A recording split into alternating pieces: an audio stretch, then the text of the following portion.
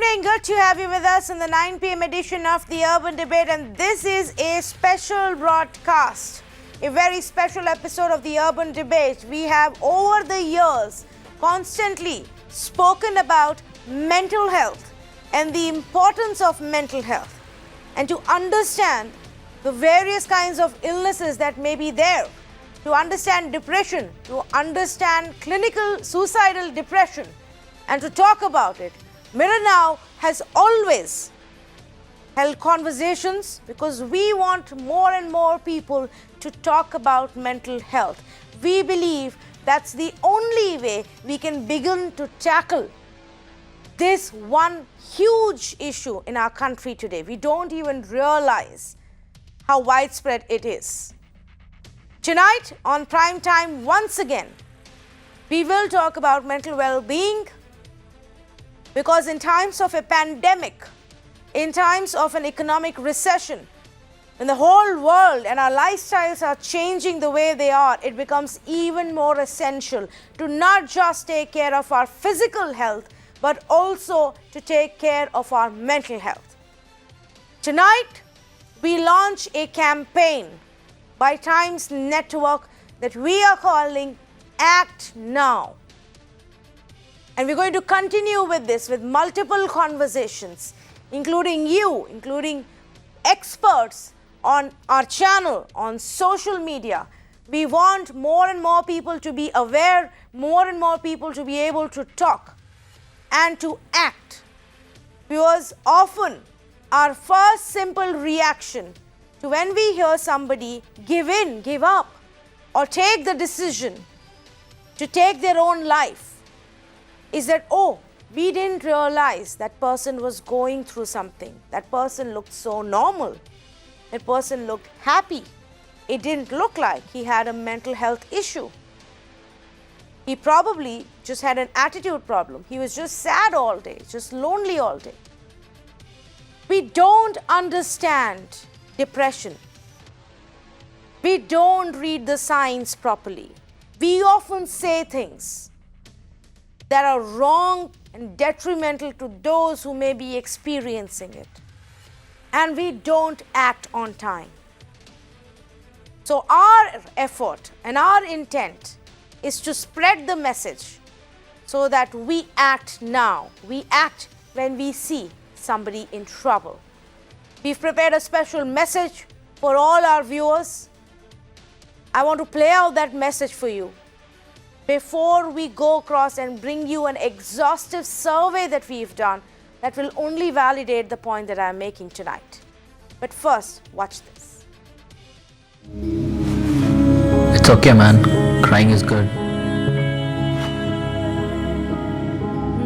You missed the best night ever, bhaiya. He's been super weird lately. Beta, it's just a phase. Think of those who have it worse than you. Learn to enjoy life, my boy. You need to snap out of it, honey.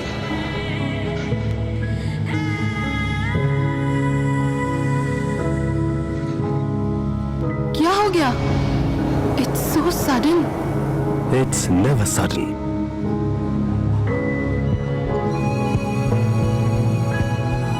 It's time to act now.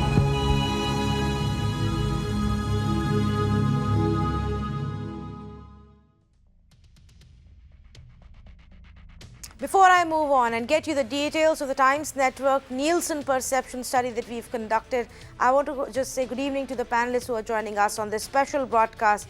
I'm so glad that we have Ritika Aggarwal, consultant psychologist at Jaslok Hospital and Research Center, joining us this evening. Dr. Ranney, champion of Wellbeing, with us this evening. Dr. Khanna, a mental health professional, joins us this evening. We'll also have Dr. Nimesh Desai, professor of psychiatry and director at IHBAS, and Salila Charwa, radio jockey at Radio City, also will be with us this evening. But I want to go across to Ritika Aggarwal on, one thing that I feel is extremely essential is how we respond to a lot of these signs. And when we see somebody, Dr. Ritika Aggarwal, when we see somebody who may not be doing okay, and we think they're simply being sad, or they just don't want to fight it out, that there is something wrong with their attitude, they just need to snap out of it. How detrimental is that as a response to somebody who may be undergoing depression? So thank you for having me here, Tanvi. And so the thing is, when we say things like that, we tend to invalidate the other person's feelings and behaviors. So snap out of it also kind of suggests that it's something that is in the other person's control and they're faking it or they're putting on that act, which is not true. So in that sense, it can also lead sometimes to further guilt. It can lead to further feelings that I'm not being able to do what I should be able to do. I mean, I should, like a lot of my clients tell me that, we've tried everything and, we've worked really hard, but yet everyone around us tells us we're not doing enough. So, that kind of disheartens them and makes them feel it can increase the feelings of hopelessness and helplessness around the situation. Yes, and Dr. Marcus, for us to be able to help anybody, it's very essential that we know how to respond. And I think, before we go into the survey details and our findings, a quick word on how to respond when you do come across someone else, and not just your own case, someone else who may be going through depression. Yeah, I think that's a very important question. And firstly, let me congratulate your network for initiating a conversation like this. It's so important, particularly with what's going on with the pandemic and the lockdown and the manifestations of that. I think mental first aid is a critical piece of anyone's armory, as important as physical first aid. And it's something that should in fact be taught at school and at colleges at a young age for each of us.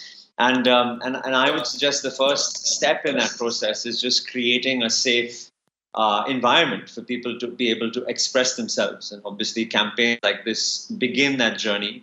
We really need to normalize the conversation around mental health. And something that I've been advocating for a long time is that it actually needs to be rebranded. When we think about mental health, it's often associated with negative thoughts. The very image in your head when I say that is probably with someone with their hand in their head in their hand, dark colors, a gloomy soundtrack, as we saw on the video. But if we think of physical health, it's the opposite. It's associated with uplifting and physical energy and light colors and vibrancy.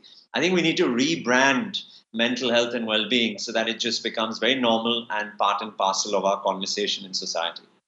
Yes, absolutely. And that's what we're going to dwell deeper into today. But I just want to tell our viewers that we also, to understand really the mindset of an urban Indian, to understand how many are aware, what are the problems they face if they want to reach out to someone, how do they perceive it if someone around them may be undergoing depression, or if they have gone through it, what did they face, how did they tackle it, what do they think really results in this or causes this or adds to their to their problems. So we put together a set of questions. We also refer to experts as we did that, and in association with Nielsen we carried out this survey, and we did this survey across 12 centers in the country. We surveyed about 2,440 people between the age group of 15 to 65. We covered cities like Mumbai, Delhi, Chennai, Kolkata, Hyderabad, Bengaluru, Jaipur. We also went to some, non-big metro cities. We went to Visakhapatnam, Bareilly, Guwahati, Raipur, Mangalore. And let me just first take you through some of the takeaways that we found, things that we thought were very interesting. And gradually, I will take you through more details. But when we asked people, what do you think is a biggest contributor to what impacts your own mental health? A lot of them said work. And it went from career as an important and a big contributor to their source of stress and happiness to their workplace environment. There was high awareness as well as optimism in smaller towns. Smaller towns seem to give an impression that while they do know about the problems, they are aware of it, but they are relatively better off, mentally speaking, than maybe some in big cities. stigma around mental health became a very prominent thing, especially in the respondents from the affluent class. And that was very interesting to me, that even in the affluent class, there is a lot of stigma to talk about mental health. 76% of the respondents said that they're not open to talking to everyone about their mental health. Over 55 said they had at some point had suicidal thoughts, which is a significant number if you think about it. 28% people described, when we asked them what are the symptoms when you see somebody act in a certain way and you connect it to a mental health issue or to depression, what are those symptoms? 28% said gone mad. And that's a very troubling sign. Even if it is 28% and not 70%, it's still very troubling that that's the perception people have.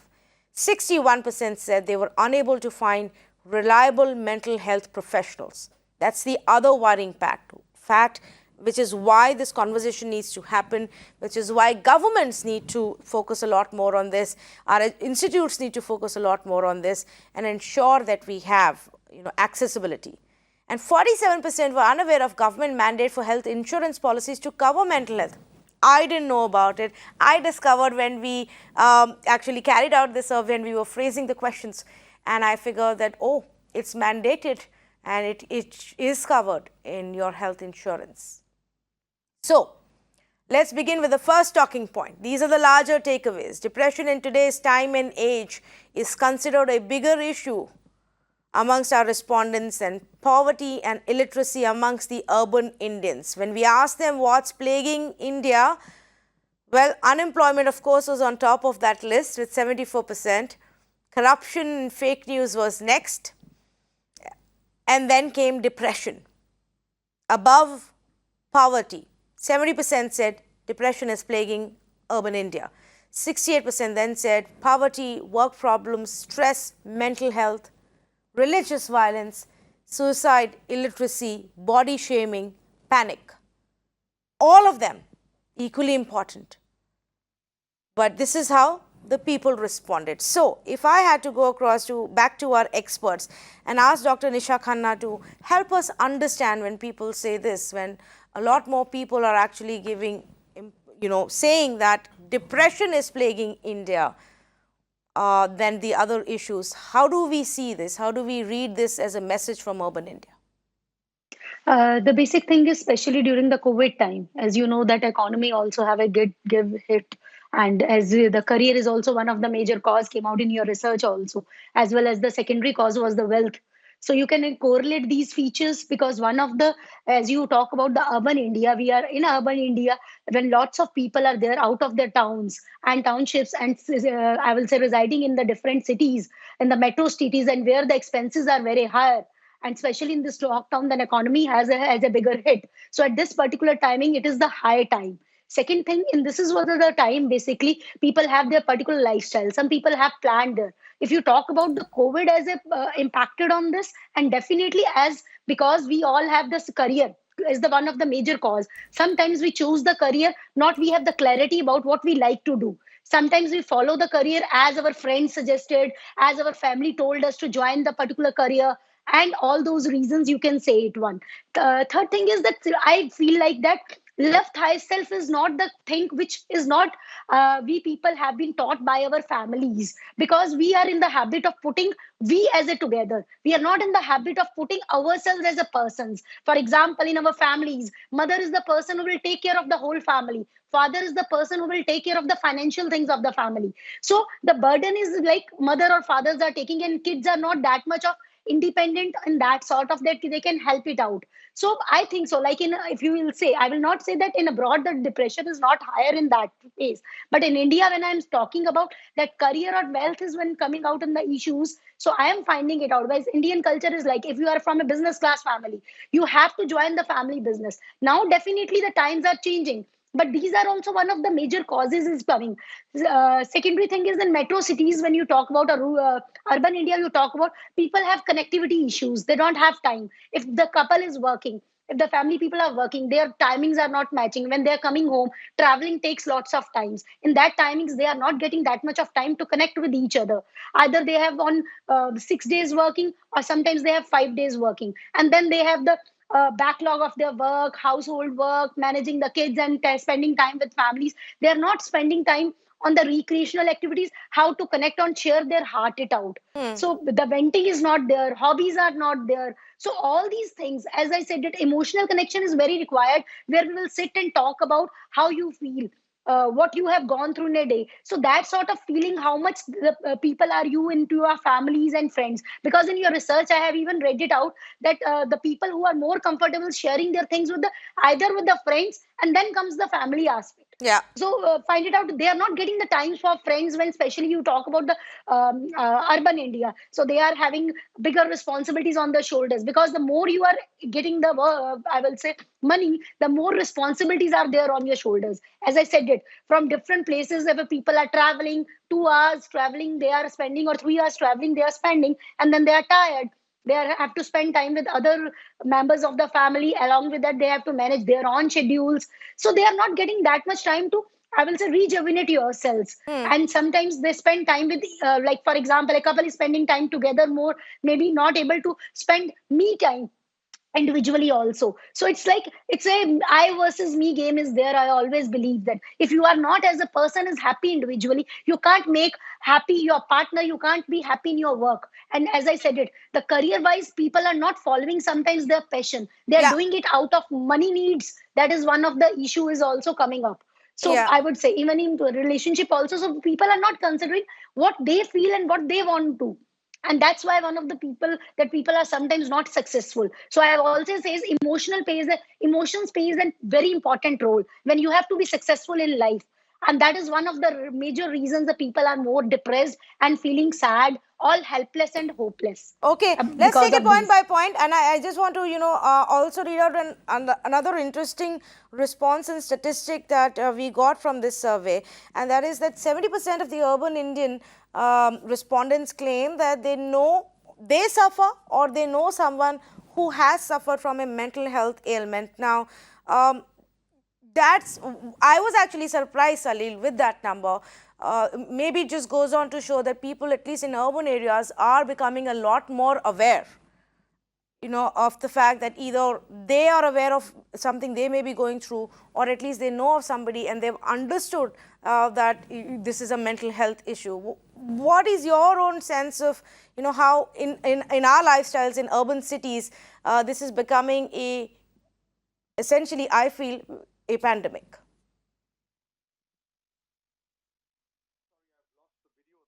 I will be able to answer your question there. One of the biggest issues that I feel that people have sort of not been able to understand, one of the biggest problems is social media. And in the urban world, the biggest problem is the pressure that social media has put. I remember doing this on radio also once.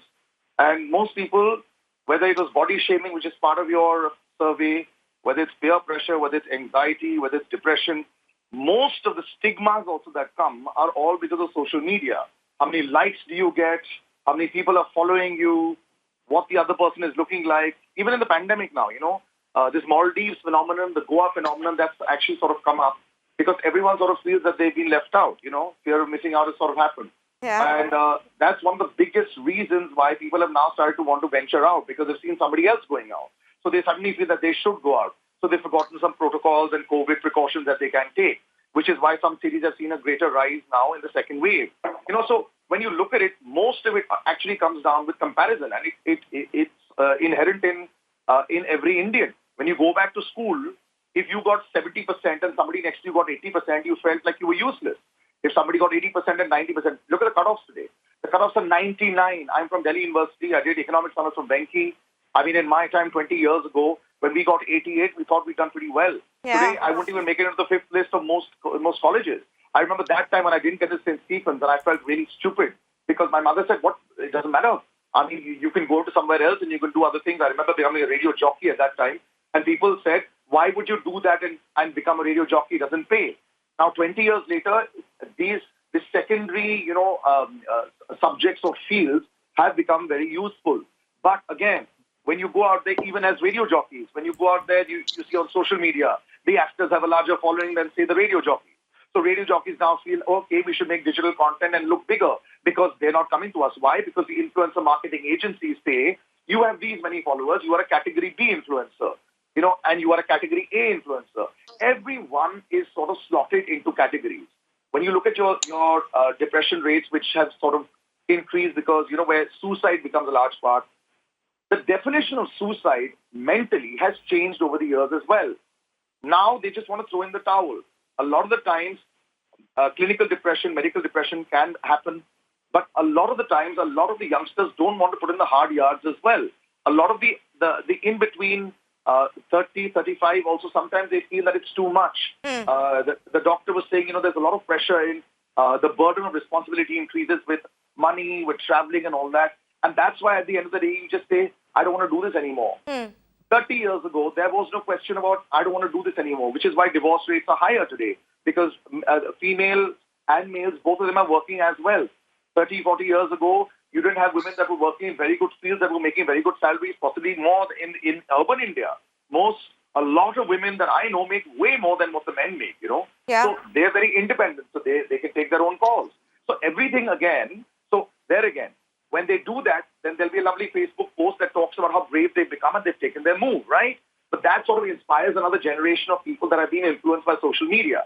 So you've raised a very valid point. Salil, if I can just come in there and pick up on that and take it across to Dr. Nimesh Desai. Dr. Nimesh Desai, is it that, because of the lifestyles and the way generations have been brought up, they respond differently now than, like Salil said, 30 years ago when you didn't have an option? Or is it because 30 years ago people didn't know and, they just powered through whatever it was and they told themselves this is nothing and they just were not aware of it?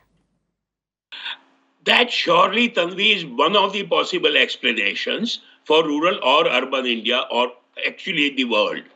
But the fact is that the process of urbanization brings about huge amount of stress, loneliness and isolation, and the feeling of hopelessness that your survey finds. And so those are the hallmarks. As all of my colleagues have said, the hallmarks are feeling stress of day-to-day life, feeling isolated, feeling targeted. Social media only makes it worse. I must say, Tanvi, that last decade I led an ICMR project for 7 years that we ended in 2010. And it's amazing how that last scientific study findings are so mirrored by what you have found. So I must compliment you and Nielsen. Let me mention one more fact. When many of us were in schools, we were taught 80% of India lives in villages. That's no longer true. It's now 60-40, and by 2025, we are going to be 50-50. And so the issue of urban mental health is important within the field of mental health. What's also important, Tanvi, is that as your survey finds, and our scientific study report supports that completely, 7 or 8 people out of 10 who have a diagnosable, treatable mental health problem do not reach any mental health service. And the issue is of accessibility, awareness about where to go. In fact, I must break one myth. While stigma is an important issue, in urban India, stigma is, in our study, in a huge study, was ranked number 3. As your survey says, the issues for not reaching mental health service was 1, awareness about it being a mental health problem, 2, awareness about how to access. And so I'm quite with you that the government, the media, all of us need to actually make available more and more information. Let me add one more final thing to that. As Tanvi, you accepted so well that you didn't know about mental health insurance. I know many of us know. Now, for last 2 years, mental health care by law is a right. The Mental Health Care 2017 actually posits mental health care as a right. Mind you, healthcare is not a right in this country yet. Yes. Mental health care is a right. And so this entire campaign that you are doing about increasing awareness, about getting people to talk about it, is actually complementing the legal provision beautifully. Yes. Especially in urban India. Because to repeat myself, the biggest issue is stress. What your respondents referred to as depression will include what was being referred to as clinical depression, people who might be going through temporary blues, or people who are only on a given day feeling a little low. And so we'll have to differentiate between shades of depression, most important being clinical depression that needs to be detected, needs to be taken for treatment so that we avoid complications like suicide. Absolutely, and you've raised so many valid points. I want to pick up the first one that you spoke about and give that information also to our viewers. The survey actually showed, and we spoke to people about access to mental health professionals, and 17% said that when they wanted to, reach out to help, they couldn't. They were unable to locate a professional. 35% said they knew of someone who had faced this issue as well. 18% said they were not aware of it, while 30% said they didn't face an issue. So almost a third of the respondents said they didn't face any issue, but the others either faced it themselves or did know of somebody who had faced an issue.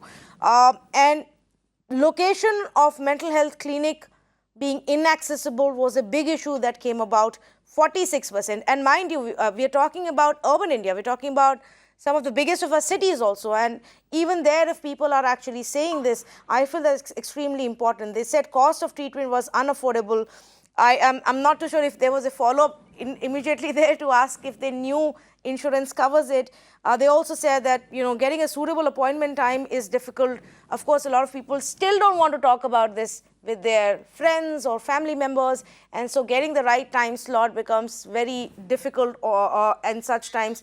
And I'm sure, Ritika, Aggarwal, that became even more difficult during a lockdown and a pandemic in a year that we've just seen, where you don't have your own space. You are stuck inside for four walls with so many people around you. Where is the space to go and open up to a professional to talk to them or reach out to them? Yeah, so this has been a huge issue actually, with a lot of clients talking with family members being around, and therefore the kind of openness that we had in sessions prior to the lockdown and the sessions we have now, there's a huge difference between it. However, they have been able to actually explain to family that, this is important. So some of them have managed to convince their families to stay out of their rooms. They've got the privacy that they require. For a lot of others, it has made it easier for them to access mental health, because now it's about making a call as compared to actually having to go to a clinic or a hospital or somewhere where you need to meet someone. So to some extent, that's also reduced the stigma, because it's just easier. I mean, I just pick up a call. As long as I have a space in the house, it does make it easier. There are a lot of people who also, when they're coming into the clinic, into a hospital, for example, now I'm at a hospital, so their concern is that what if someone sees us entering your clinic? Don't put up a name, don't put up a board outside your room. So, this makes it, again, takes away that aspect of the stigma, because there is no question, there's no one knows who you've called. So I could have called a friend and been discussing something. So it kind of makes that a little easier. But yes, there have been issues in terms of finding the privacy in your own home to have a conversation. Yes, absolutely. But I think we're all trying to work around that. I'm sure it's, difficult for you all professionals as well to deal with it when patients find it difficult or to, connect virtually, then obviously that makes your job difficult as well. One other aspect I wanted to highlight, and this is, I will just read out what people said when we asked them to describe a person they thought had a mental health issue. And we asked them that, what are the signs you understand, or how do you describe that person? 75% said always sad or depressed. So always sad was one phrase that, a large percentage of them said. 65% of them said, well, that person is unable to connect with anybody. They can't connect with others. That was the big perception. Then they said, stays isolated in room. 60% said stays isolated in room. There were other signs that people described: talks to themselves, prone to violence. 43% said prone to violence. There were 2 or 3 phrases that were used, which I think is a problem and we need to address. 37% said, when we asked them to describe, mentally retarded. 28% said gone mad. 30% said spaced out or dreamer. 17% said born with a brain defect. Salil, I think, when you talk about urban India, and a lot of people still, tend to use these as descriptions, it's very reflective. It's reflective to, the biggest of the stories that have happened this year, where people's analysis of someone dying by suicide was to say, oh, but he looked very happy. Look at his pictures, look at his, recent videos. He seemed happy. How could it be depression? When you go back to school, there were two words that were used for people. Some like me, they would say he's an extrovert. And somebody who didn't do much, he's an introvert. Some of those things you just mentioned are exactly what introverts used to do. Some of the kids in class, and this, you have to understand, it is not an older person syndrome. It is something that is there in schools, in classes, at the very base. And I remember so many children that were so quiet in school, that weren't into sports, that didn't make friends easily, that got a quiet tiffin and ate over there, and it's absolutely fine. Earlier, we didn't judge them. Today, you will judge them. Today, everyone's antlers are up, so they will actually give the, sort of jump into that space. The gentleman that you mentioned, Sushant, I've known him for a very, very long time, like so many from the industry. Different, right? Different thoughts, wrote differently. So everyone perceived the difference to be different. Even today, in our industry, the creative people, like when you say spaced out, so many of my friends are dreamers, musicians, they're dreamers. You look at A.R. Rahman sometimes, he will be looking at space and thinking about music. Now, just because he's a creative person, and they say that to creative people as well, they're never disciplined, they're never on time, they're never in schedule. These are all, like I said, all the little bits and pieces that have been fed into our brains over the years that we've grown up with. That's the reason why today schooling is also changing. When you go into IB schools today, my son is 3.5 years old, my daughter's 10 months. I've never used a TV in my house for the last 3.5 years. He learns how to count on his own. I don't force him to say 10 is 10. If he wants to say 10 is grass leaves of 10, it's a different style of education. You have got to start at the very base. And the understanding has to come from people like us. A radio is a medium where, without actually having any of the degrees of this esteemed panel, people will call up and share their closest stories with us. They can't be seen. So as one of the doctors mentioned, there's no stigma. I don't have to take their name. And they will pour their hearts out. They'll pour their hearts out about aggression with their families, husbands and wives having problems, sexual problems. All these issues will continue to happen. And, sometimes I don't have the answers to give to them. And I don't think any of us really have any answers. We just have to sort of like look inward and sort of allow us to just be like that. If somebody's feeling a little bit, I know that there is clinical depression and there's signs, and I've done we've done a huge survey on radio also with it, where there are certain signs, but I don't think that can happen with everyone. Today, if somebody is having a bad time, or it's that time of the month for somebody, if they're not in the zone that you think is comfortable and normal, you'll say she's mad or he's mad. He's neurotic. This neurotic word really pulls my strings because I cannot understand. Because this is what they've been taught. If agar ye alag hai, then she's different and he's different and they're wrong. So I think schooling has to change.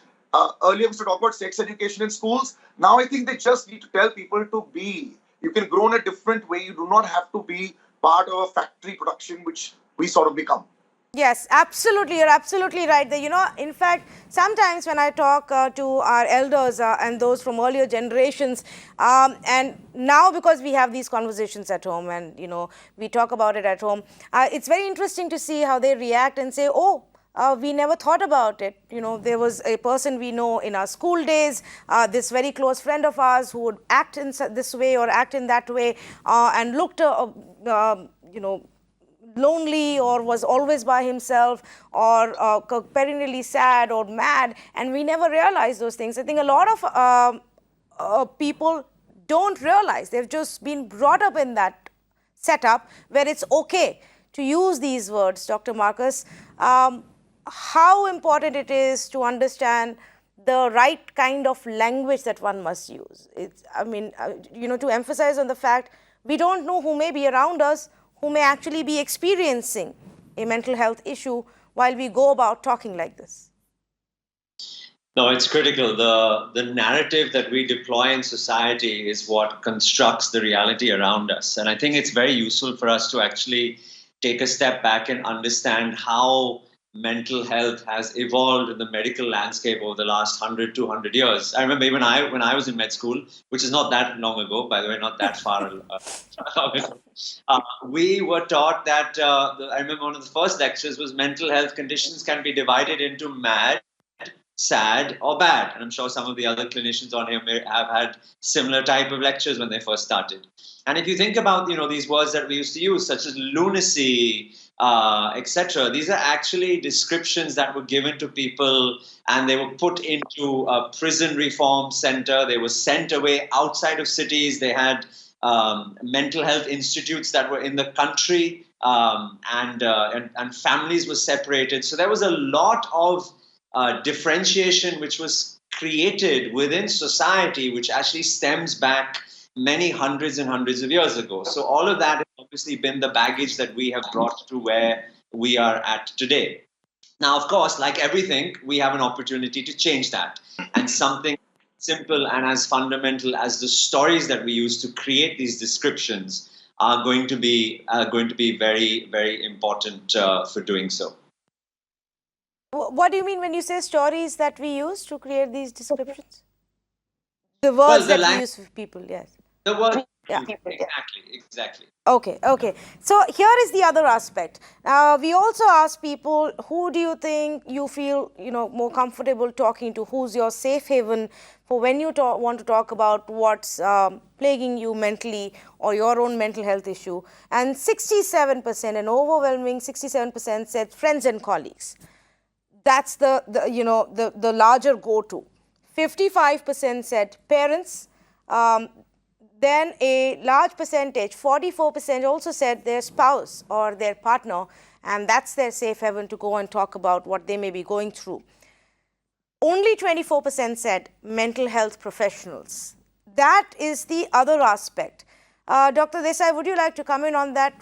Fair enough that step one may be to go to somebody but when do people decide, at what point do they need to seek professional help?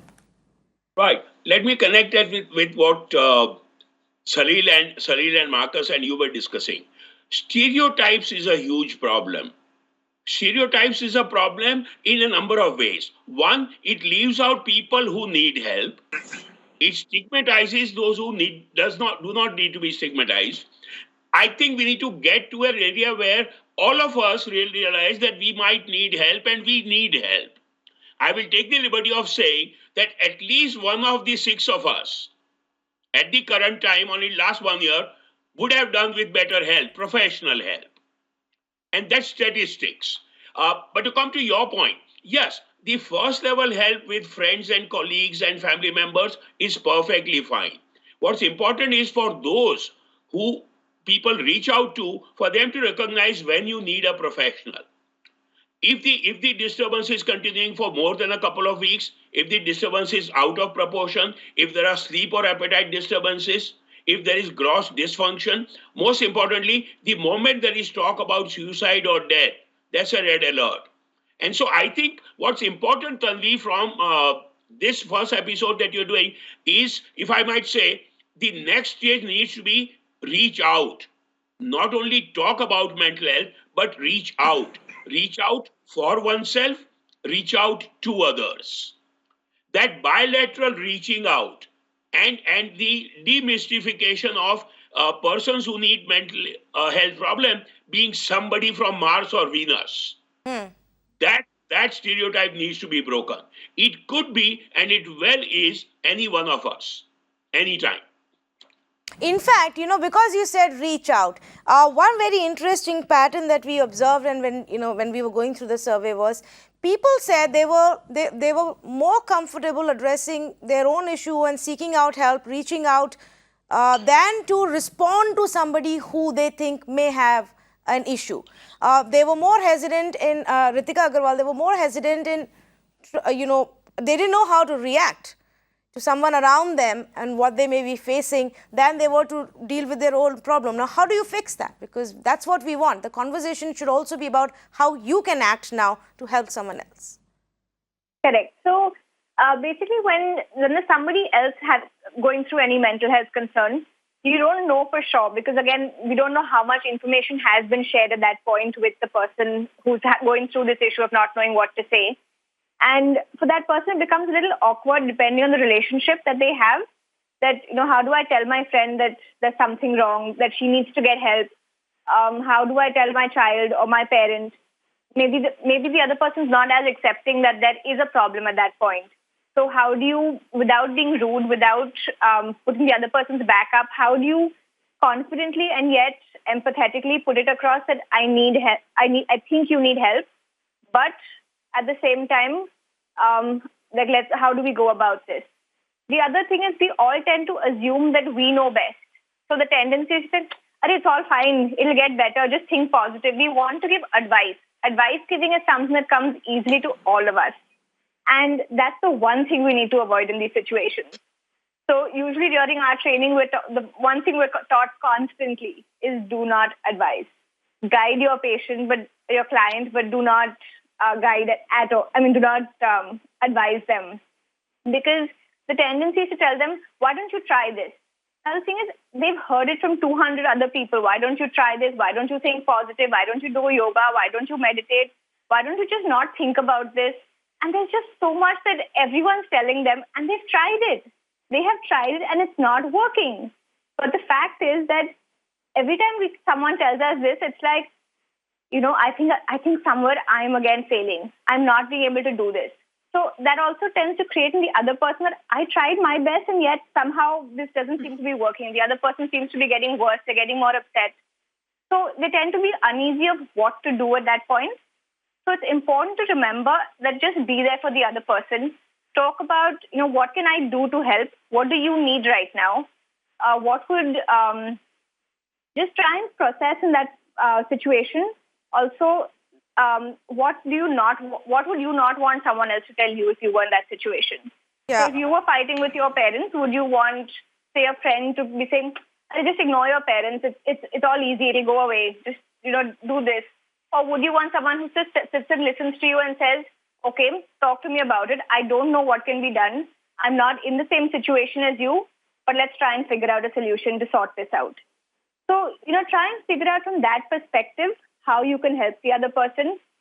Remember not to say things like, I would do this, I had this issue and I did X, Y, Z and, it worked for me.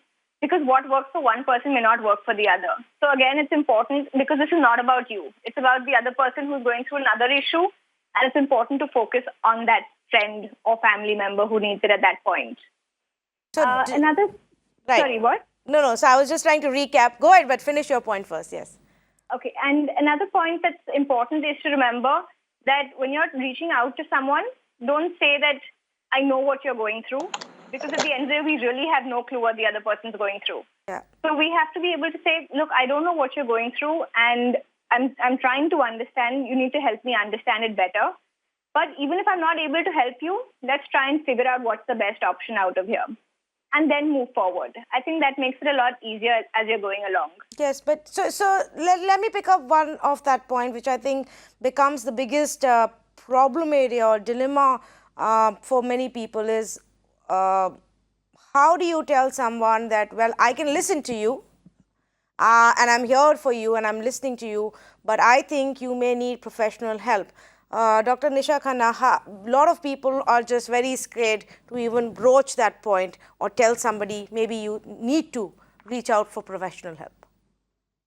The basic thing is because in the survey also you think one common factor came out to be that people approach a family and friends first. So you have to understand in India, level of awareness is very less.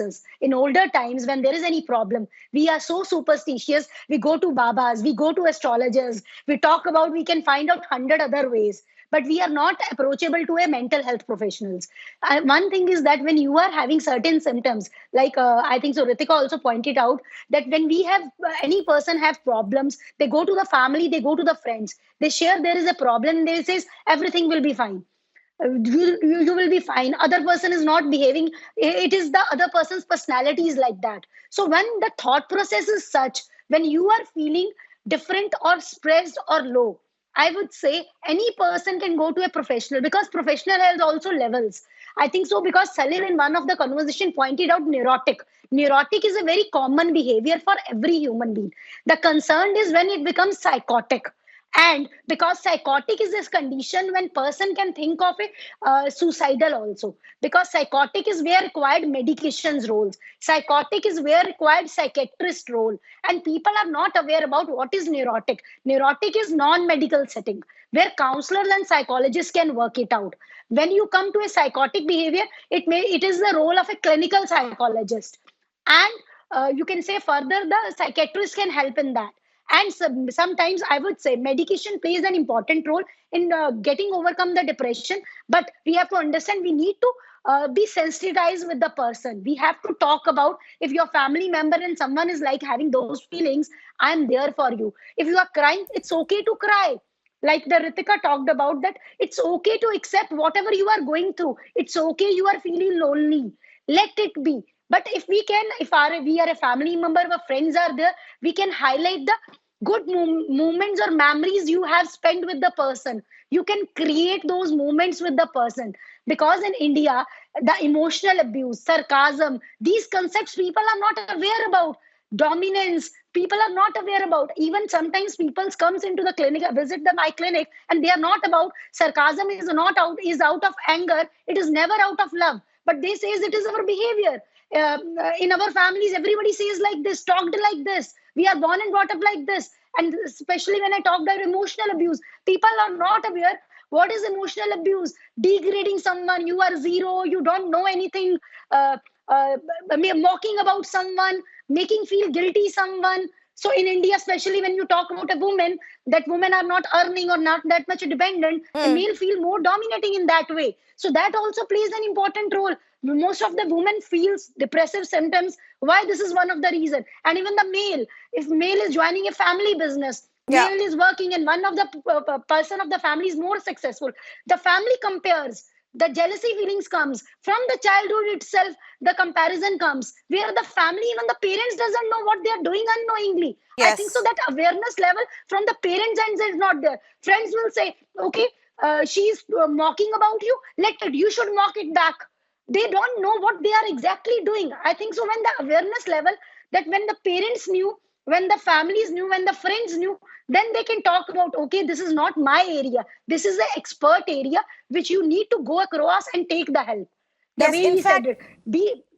Yes. In fact, because of what you raised, and you said that people don't know, and they subconsciously, unknowingly act in a way because they believe something. So we decided to also ask people about some of the myths that are around mental health, which they actually believe to be true, and we asked them to tick 2 of these. So when we wrote no reason to be depressed if one has a safe and secure life, 21% of the people chose that as their first option, and 47% people chose that as the second option. That's a large percentage of people who actually thought that if you are safe and secure, you have no reason to feel depressed. That's a myth. That's not true. Again, when we ask people, each mentally ill individual requires hospitalization, a large percentage of them, over 60% of them, actually believe this. This is a myth. Not everybody requires hospitalization.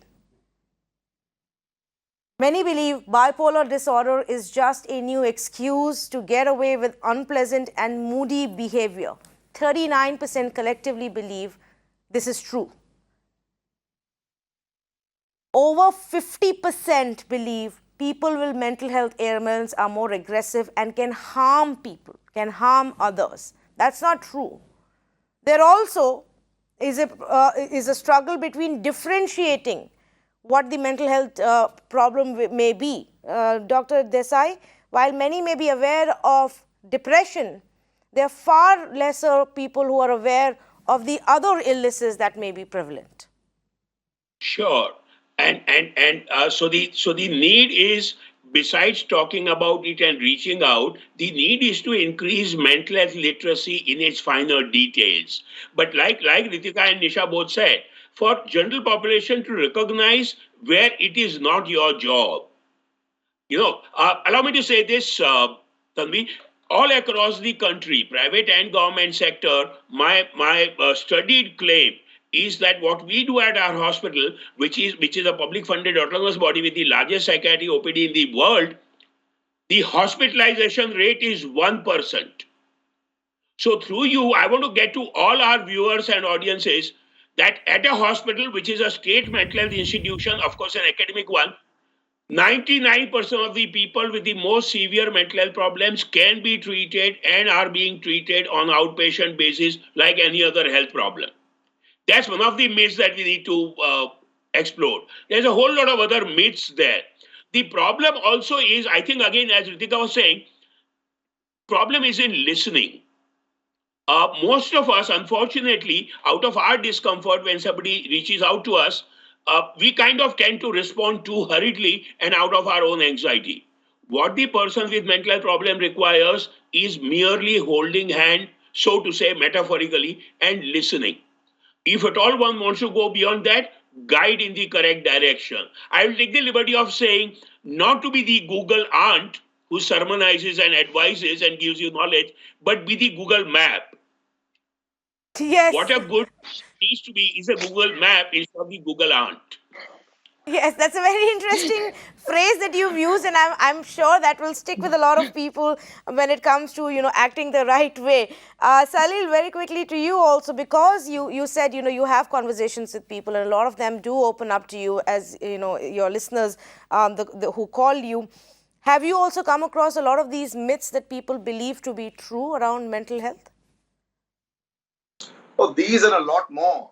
You see, everyone on this panel is very qualified to speak on this subject, except for me. So you have to understand that even I'm a very heightened, aware individual. They'll never understand it until it's actually becomes part of the curriculum. We need to have textbooks. My reaching out like this, you're all saying 1% is the conversion rate. I tell you, for COVID, it took so many months, and we still continue thinking about the fact they still can't differentiate between a cough and a cold and a COVID and a flu. It took 20 years to understand about AIDS. Now we have like the medication for it, but it took more than 20, 30 years. Philadelphia, the movie, if you've seen it. I mean, it was a stigma for years. And you think that we can fight mental health with a year and with a very big actor passing away? That's the reason why we're all talking about it today. That's the reason why, because on social media, there's so much of chatter. It is going to take years and years. It's a long haul. For these percentages to change, you're looking at the next decade or maybe two, for people to start looking at a different level of satisfaction in their lives. And then once they reach a different level of satisfaction, then rather than just looking at Facebook videos where, say, people leave their jobs and go off for a holiday for 1 year, they need to see the videos also about the people that have come back after that 1 year of holiday and realize what their lives were like. Yes. So the reality is going to be very different, which they will learn over a period of time. But if it is not part of the curriculum in schools, it is never going to change. Your depression will hit or the minds that are slightly more, gullible or open to various thoughts are between 16 to 20, which is your highest viewing OTT audience. I do a podcast on Spotify.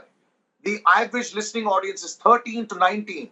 Yeah. They're listening to me and Chetan Bhagat and Shri Ravi Shankar talk. 13 to 19. It stops at 21. None of you all would know this. Can you imagine the 90% podcast culture, radio culture is 13 to 19? So imagine the level that they've reached. So if it's their part of the curriculum and it's normalized, then only then we can win this battle. Otherwise, there'll just be debates and, discussions like this amongst people in their 40s and 30s and, yeah.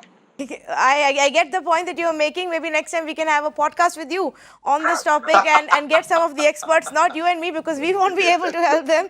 But yes, in terms of conversation, and one point that you made, and you're right, a lot of people did start talking about mental health in the light of the Sushant case. But even there, look at the way a larger population responded.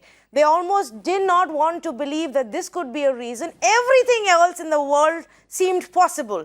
Everything else, including a high-profile double murder plot, which was plausible, and people bought that and were convinced about that, than to accept that somebody that you've seen so frequently on screen could actually be suffering from something that's not visible to us and that is not clear to us, and we are not able to understand.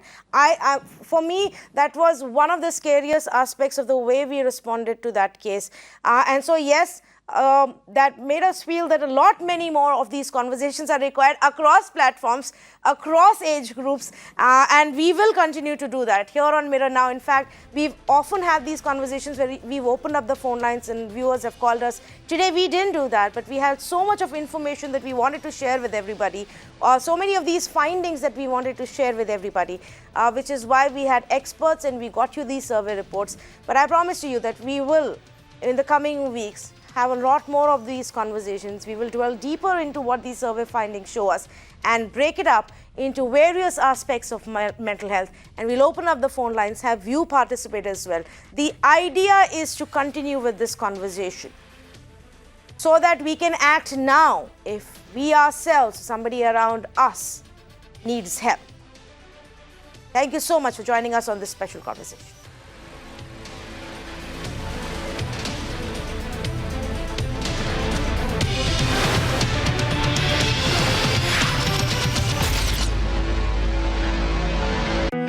अनजानी सी राहें खोले अपनी बाहें कुदरत के मीठे राज चल इनको गले लगाएं सफर सफर में रहे हम सफर खुशियों के पल है चुराना सफर सफर में रहे हम सफर अभी तो दूर हमको जाना Come explore Odisha by road.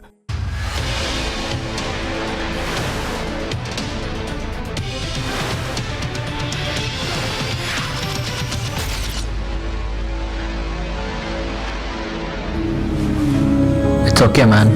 Crying is good. You missed the best night ever, bhaiya. He's been super weird lately. Beta, it's just a phase. Think of those who have it worse than you. Learn to enjoy life, my boy. You need to snap out of it, honey.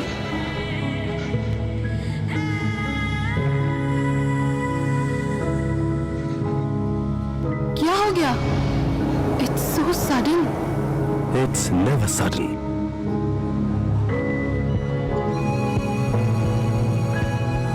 It's time to act now.